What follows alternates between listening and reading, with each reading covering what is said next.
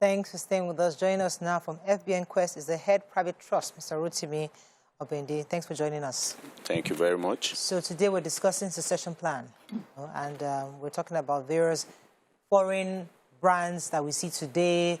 Some use, the thing that we call Ford Motors, we have Rockefeller, we have so many big brands, McDonald's. These are Kentucky Fried Chicken. These are stuff that eventually the owners are no longer with us, but today we still see these businesses.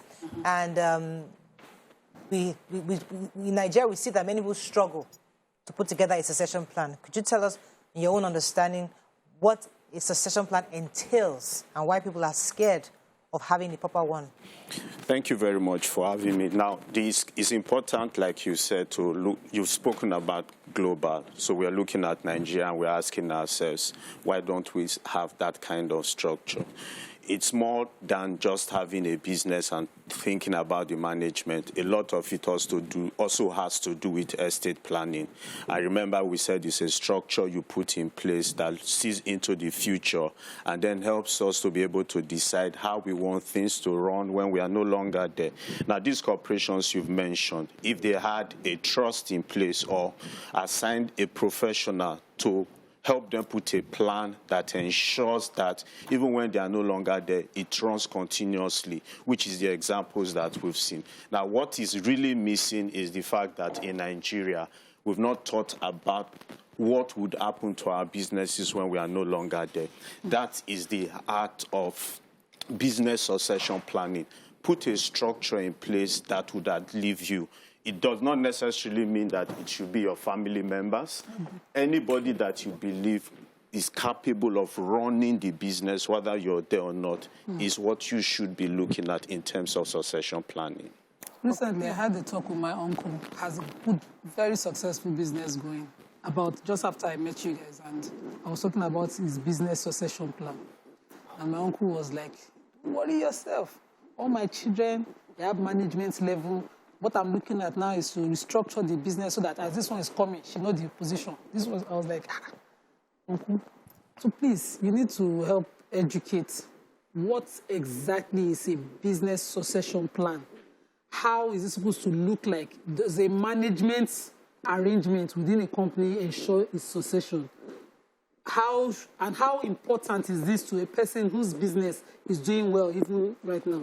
Okay, so many questions in that your one question. And so for your uncle and any other person listening to us, there are two parts to it: management and ownership. Now, the fact that I own the business now does not necessarily mean I still want to own it in future.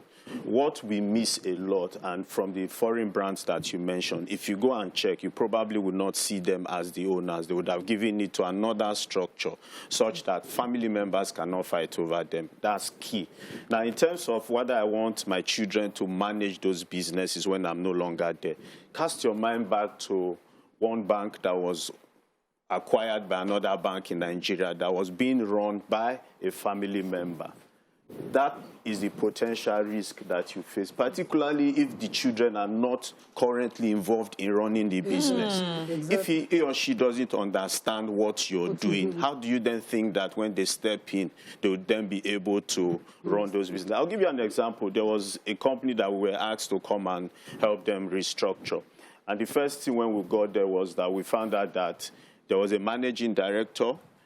Because their mom had passed on, they then decided to appoint one of their brothers as senior managing director and then appointed their elder sister as the chairman of the company. Clearly, what's the job of a senior managing director? You already have a managing director. So that's already a recipe for failure. We need to divorce or separate, as it were, ownership from management. My children necessarily do not have to run the business for me. What is most important for me is the legacy that I ensure that, one, it outlives me. Two, my children will continue to benefit from the arrangement I've put in place. So, for example, They are just beneficiaries in the entire arrangement. So monthly basis, I'll make sure that their education is taken care of because of the trust structure I've put in place. I can decide that on a monthly basis also they get some form of allowances. When they want to get married, they have maybe a 20 million available to them. When they are 25, they get 15% of whatever monies I've put there. That is a structure that serves us better so that in the next 10 to 15 years, these companies are still alive. They're taking care of employment because more people are employed. Right. They've taken care of, there are no crises. There's also a particular tax element that a lot of us don't talk about. If you own the business, you pass away. If you don't have a will in place, it then has to go through probate. Your children ordinarily should not be able to start to run the business because, one, they are not directors, and two, they are not shareholders. However, because we get a lot of things done in Nigeria through the, should I say, the back door, we tend to think that it's easy to do. But we at FBNQuest Trustees always say, remove ownership from management. If your kids are fantastic with managing, they have the right skills, then it's fine, they can come in. But what we also find is the mistake that a lot of people make. I have baby, for example, my first child is a son, my second child is a daughter, a daughter. But she's been involved in the running of the business right from time. Something happens to me, my son comes up and says, in Africa tradition, it's the son that should inherit everything that I've left behind. Before you know it, the business crumbles.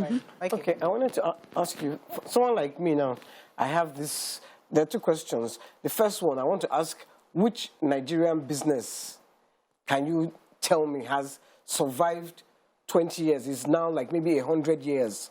Are there any such businesses? Because when we talk of Henry Ford and we talk of these are long term.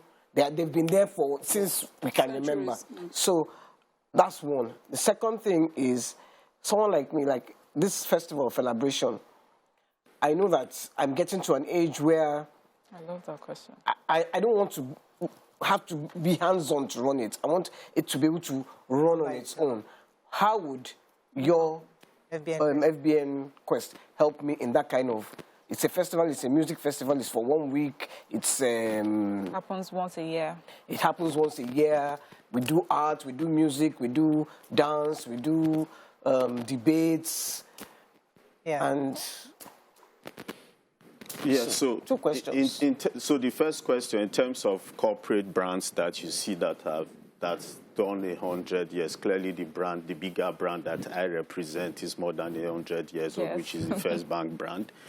However, just taking it away from that, there are also companies and organizations that we manage. They might not be up to 100 years, but you see, because of that plan, I'll give you a typical example. There's this law publishing firm that we currently manage. The owner is no longer there, but if you ask, it's still the biggest selling law publication company in Nigeria, and that's the Nigerian Law Publication that was owned by Danny Fawemi. Is a brand that we currently manage. So despite the fact that the man is not there, the publications have continued to go out on a weekly basis. That's because of the structure that is in place. You can also adopt that structure. I talked about ownership being different from the management. Now, you can decide that in my lifetime, I want to manage it. Appoint FBNQuest Trustees. If you have a company that you currently manage or that owns that brand, transfer ownership to an institution, FBNQuest Trustees. Now, we watch you in your lifetime, depending on when you then want us to step in. We then step in. We're in charge of ensuring that there's a management in place. Now, what we do with a lot of the companies that we manage is that we have quarterly meetings. There are annual strategy sessions to illustrate what the business has done in the last 6 months, 1 year. We then give advice. That structure clearly would ensure that every single year, the celebration that you talk about will continue to hold, because we'll be discussing with those currently working with you. We'll also be discussing with partners, getting more people to sponsor. Now, you know, brand is key. When you have a big brand that people see, then people are satisfied that, yes, this thing will continue to happen. It's like, I want some question. In 100 years, celebration still to be... Well done. Yeah, it's very possible. Now, if you permit me to just try and speak about something that is happening in the reggae industry, Bob Marley, for example. Bob Marley brother is currently using his name for an annual celebration. That money does not go to Bob Marley's family. Estate. It goes to his estate. It goes straight to his brother. And he's having that on an annual basis. We can also have that if we partner with you such that this continues to run. The structure, we always say that structure is key.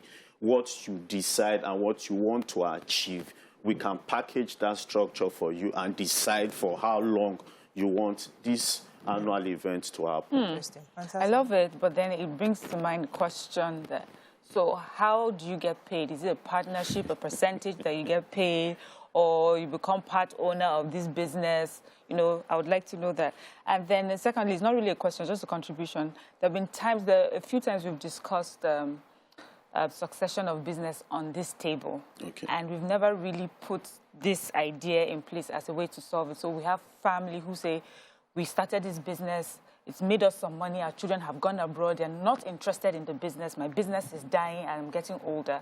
For me, I feel that this would solve many of the questions where the child does not want to be part of the business, but it can still go on without the child wanting to be part of the business. Yeah, so how do you get paid? How does it work? First and foremost, we always try and run away from fees, because when you dwell so much on fees, people lose value and they then take their minds out of it. However, there are two different things. When it comes to ownership, we are not technically speaking the owners. We are just there. She will remain, for example, the owner of the business. Our estate will continue to be the owner of the business. We are sitting there as custodian, shielding third parties.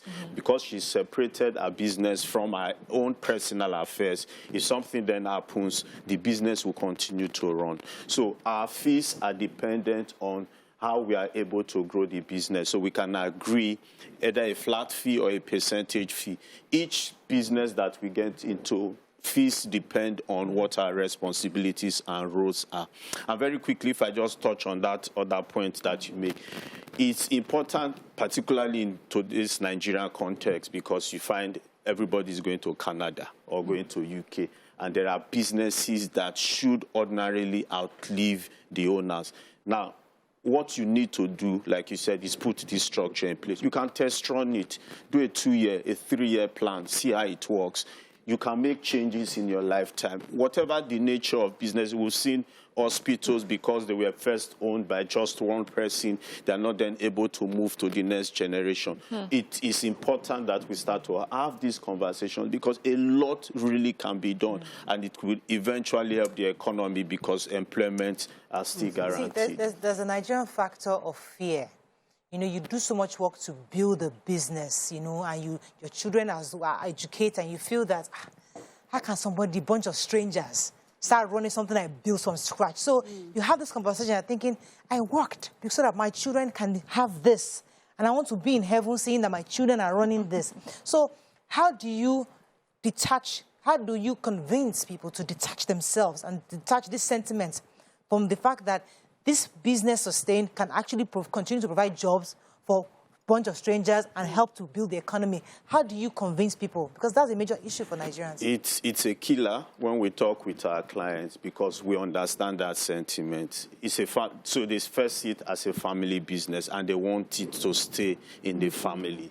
What we then advise is, now, pending when your children wants to get involved in the business, have this structure. Put a clause that the day any of my child decides that they are interested, put a position vacant. If you want them to be MD, then they then have to follow a 3-year plan.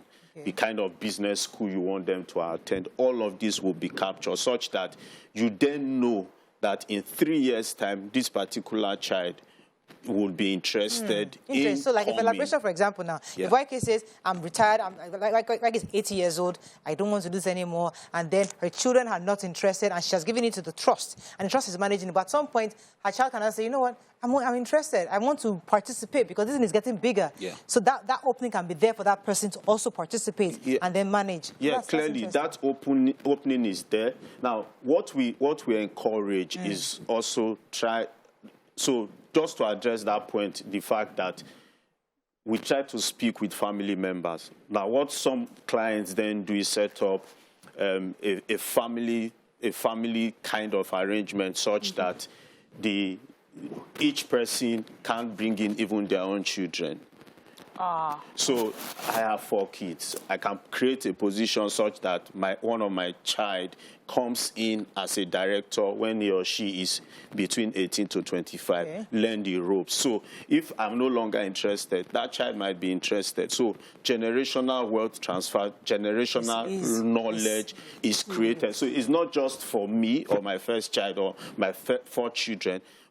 The other ones, my grandchildren, great-grandchildren, can also be included as part of the plan. Thank you so much. It's always a pleasure having you on the show to teach us. This is a new area that we want to get Nigerians involved in. I'm really happy that FBNQuest is working so hard to get Nigerians to have a succession plan. Very important. Thank you very much. That's all we can take on the show on this segment. When we come back, move on to other segments. Stay with us. We'll be right back.